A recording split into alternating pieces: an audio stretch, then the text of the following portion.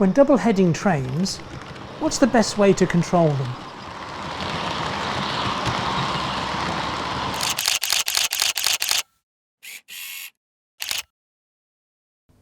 Hi, welcome back to Chadwick Model Railway. I'm Charlie, and today I thought we'd take a look at speed profiling our locomotives.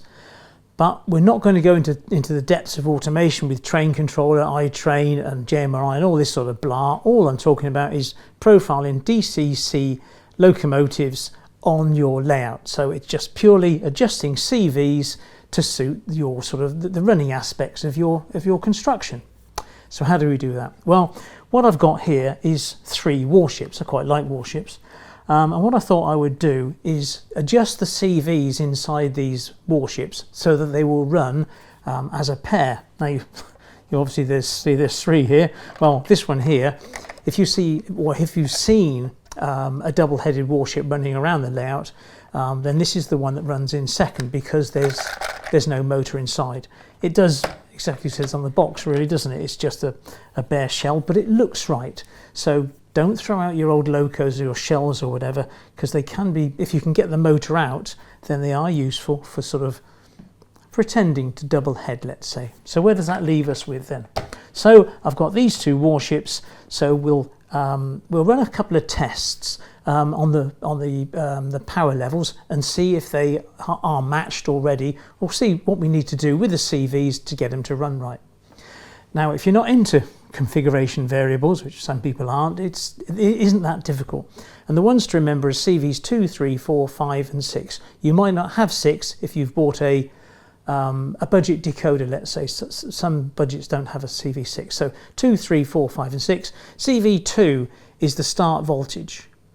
So if you turn your controller on to say level 1, hopefully your locomotive would move, and if it doesn't, then we can adjust CV2 so that the start voltage is right for that loco. CV3 is the acceleration rate, CV4 the deceleration rate, CV5 is the maximum speed, or I might call it Vmax, and CV6 is the mid speed, or I might call it V mid. So we have CV2 start voltage, acceleration, deceleration, maximum speed and mid speed. Right, let's take a look at these 2 locos and see how they run. So here we have both locos, and we have 838 here, which is the maroon loco at the back, and on the other throttle we have 812, which is the blue loco at the front. So if we now both send both off at speed step 1, we can see what they're like. And clearly 812 is fine, but 838 needs to be adjusted at CV2. Now I've adjusted 838 up to on CV2 from level 1 up to 9. So if I now start these both up on speed step 1, hopefully you'll agree they are pretty much matched. Lovely, good starting point. So now we get a little bit more serious with these locos, and what I intend to do is sort out the blue one first, Raw Naval Reserve, and we'll get this one running in a prototypical, God, I hate that word, in a sensible manner for this railway, and that is by adjusting its top speed, obviously its mid speed, and the acceleration deceleration rates, excuse me, slip of the tongue. And I'll show you what I mean by that, because this one accelerates far too quickly, but the top speed isn't bad. I think it just needs pegging down a little bit. So what I'll do is I'll put it over there by the Helix entrance, and I'll start it up, and then at full power, not on 99 speed steps, and you can see how fast it accelerates and the speed that it comes around at. And then from then on, you can imagine that if it's pulling sort of 7 coaches, it may be waving these coaches all over the place as it drags them around the layout, because it's obviously going too fast. So I'll show you that, and then I'll adjust the acceleration, which is obviously far too fast, and the top speed, and bring those down a little, and then we'll reshoot it. one other thing worth mentioning about top speed is how you get your speed correct for your layout, as it were. If you want a prototypical speed, then how do you actually achieve it? Well, I did a video some time ago, it's video number 133, about building in the correct sort of levels of speed and how to measure it. And you can use a tape measure and a stopwatch with a little graph, or you can use more high tech with sort of infrared beams. But I mean, for my high mech van train, it needs to run at 30 miles an hour because that's what it was. And it's so easy when you go to other people's layouts and you go to shows, you see all these trains honking around, and of course they're going far too quickly, and they need to go at a more sort of sedate, realistic speed. So getting your speed right is quite crucial. So remember, the link is video 133, and I'll link it again at the end of this video. So here she is, all ready to go. Accelerates far too quickly. But the top speed isn't actually that bad. Now I've adjusted the CVs, and CV2 I found that was on level 5, which we saw that one as it was going off with the other loco. CV3 and 4 were both set to 0, and I've changed that to 15. And the reason they're on 0 is because I use Train Controller. Train Controller does its own speed profiling, so it wants them on the 0. But for your benefit, as it were, we want them to run without a computer system. CV5 was on 34, the maximum speed, so I've dropped that to 30, and CV6 was on 17, and I've dropped that to 15. So we'll reset and film it again, coming off the Helix, and see if the acceleration has improved and also the top speed has come down a little. So once more we've reset, and when I turn on track power, off she goes at a much more sedate rate. So it accelerates quite quickly.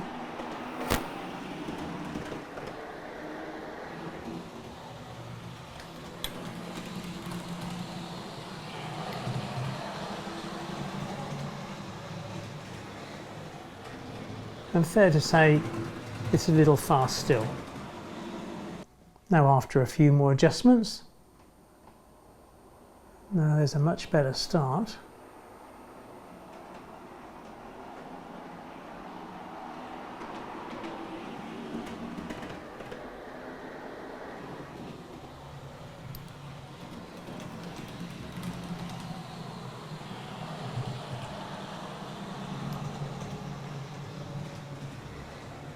Lovely, ideal sort of speed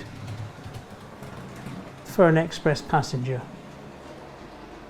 I've reset once more with both locos, and we can see the difference now between the sort of ideal that we found with the blue loco compared to the maroon one. So if I hit track power on, they should both get on their way.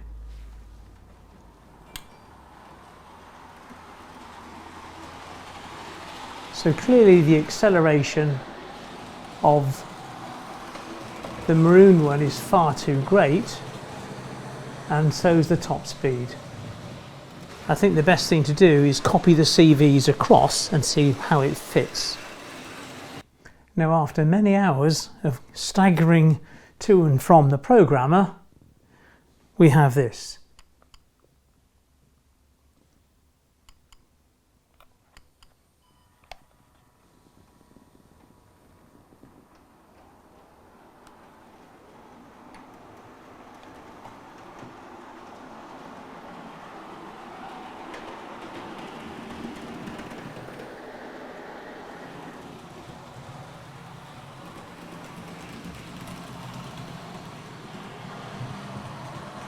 Which I must confess I'm thoroughly impressed with.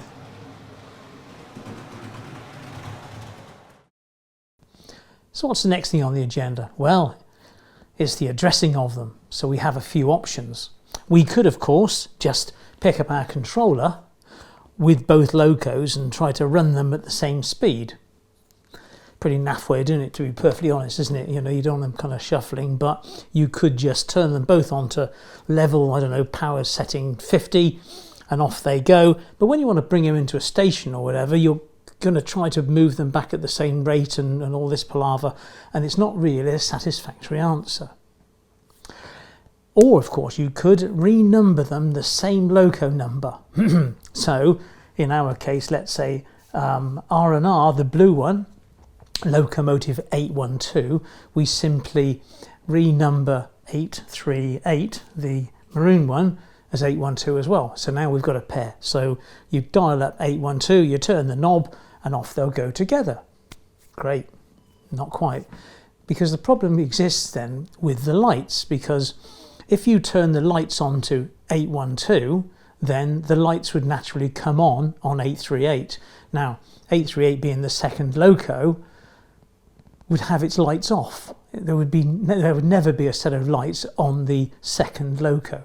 So we need the tail lights off on the first loco, the tail lights and the headlights off on the second loco. So as soon as you turn the lights on for 812, the lights on 838 would come on. So that's no good either. So the third option, which is the workable solution, is something known as consisting, or at least it is in the Digitrax world, and I'm sure it's an acceptable term across the board.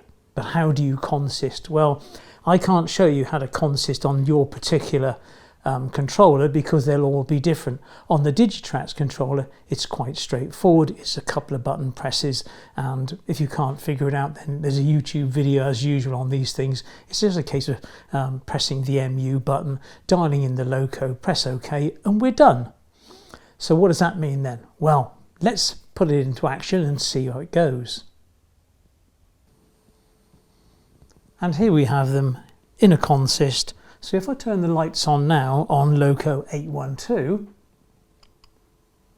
then the lights on 838 do not light. And if I run them forward on with 812 dialed up, they run perfectly well together. So we have our consist. But in true Chadwick style, there is a further complication.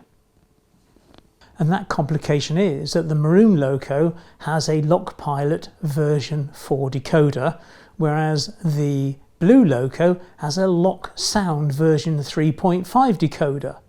So one has sound and one doesn't. Well, that's okay, you might think, because if one's got sound, you don't need them both. You'll get the sound effect as they run round together. After all, they're both warships.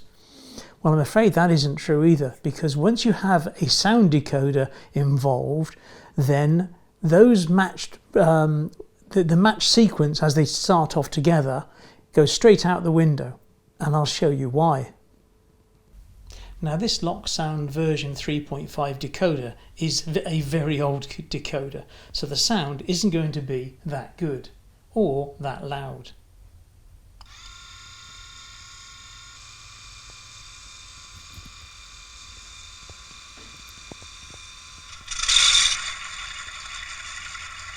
It clearly could do with a little bit of an upgrade. And all seems fine until, of course, we send them off. And instead of going off as a matched pair,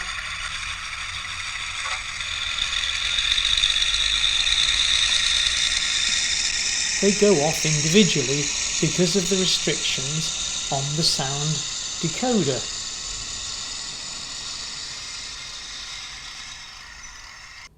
So now you can see that the sound decoder has a different run-off sequence as it pulls away from stationary. It'll obviously, you hear the clunk of the sort of gears going in and the revs coming up, and then it transitions off. So what do we learn here? Well, those two warships are both made by Bachmann, but they are from different generations. The two decoders are both made by ESU, but again are different generations. One's a version 4, the other's the earlier 3.5, and of course the 3.5 sound one is what messes it all up. But if there's a lesson for you here, well, you know, don't try to pair up sound decoders with non-sound decoders. You either use two sound decoders or two non-sounds, kind of straightforward really. So let's move on a little bit and see what happens with two sound decoders in a pair of Class 20s. Now firstly, I'd like to thank my good friend Richard for the loan of these two Class 20s, because they're not the sort of thing that you'd find on my Western region layout, and obviously they're post tops numbered, so they're a little bit late as well. Now Richard is in the process of refurbishing these, and as you can see he's sort of getting around to renumbering them currently, and there's the old buffer missing, and he needs to do a little bit of work on the bodywork, and he's well aware of that. But despite that, he said no, I could borrow them, so fair play to Richard, I thank you very much. Now, what's inside them? Well, in one of them there's a lock sound version 5, and in the other there's a lock sound version 4. But what does that mean in terms of performance? Well, these two locos don't have lights, so they are renumbered with one address, and that address is 20 because they're Class 20s. Now what I shall do is turn on the sound of the locos.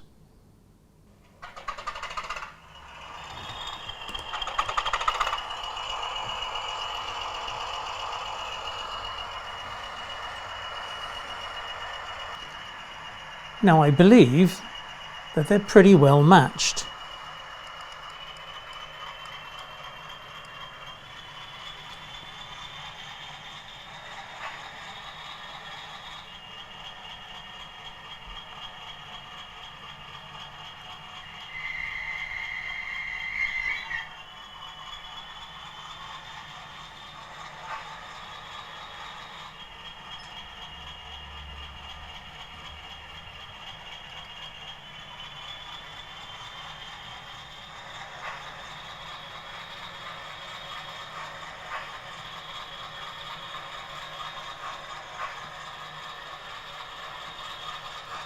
And I'd like to think that you agree.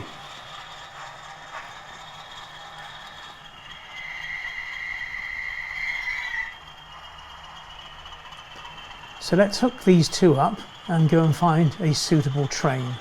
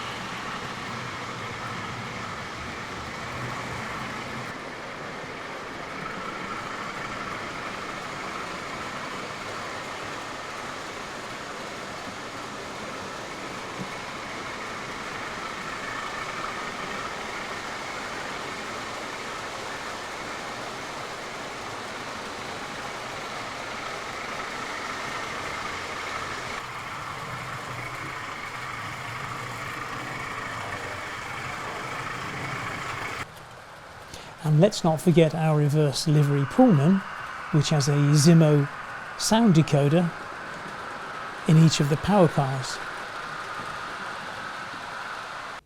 And of course another candidate for speed profiling is our Class 13.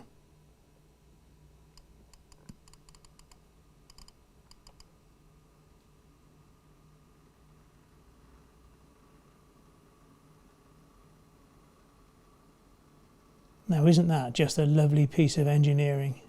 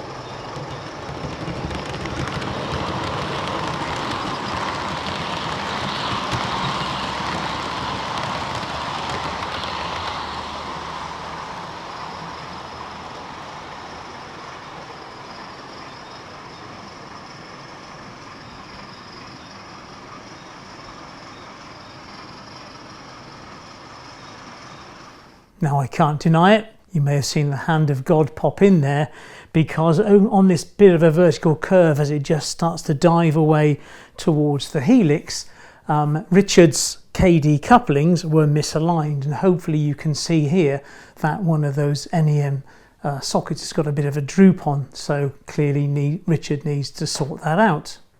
Well, I hope you found that interesting, and if you did, then please don't forget to give us a thumbs up.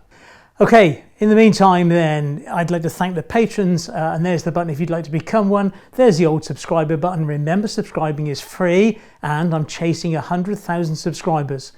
And there's a video here and here, and I'll see you in 2 weeks' time. Thanks a lot, take care. Bye-bye.